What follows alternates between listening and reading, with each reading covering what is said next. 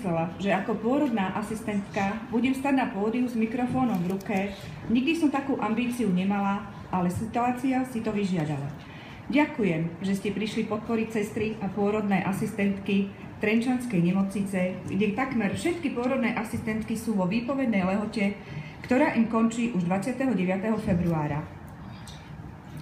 Od 1. marca tak gynekologicko-pôrodnícka klinika zostane prakticky bez pôrodných asistentiek. Podobná situácia nastane aj na klinike pediatrie a neonatológie, kde odíde 18 sestier z detského oddelenia a z oddelenia patologických novorodencov. Riaditeľ nemocnice, pán doktor Stanislav Pastva, má už niekoľko mesiacov mandát od ministra zdravotníctva i od samotného premiéra na riešenie situácie. Jedným z jeho riešení, ktoré viackrát vyjadril, ale neskôr svoje vlastné vyhlásenie poprel, je zatvorenie pôrodnice. Jeho druhým riešením je nahradenie pôrodných asistentiek neodborným personálom bez potrebnej špecializácie i skúsenosti.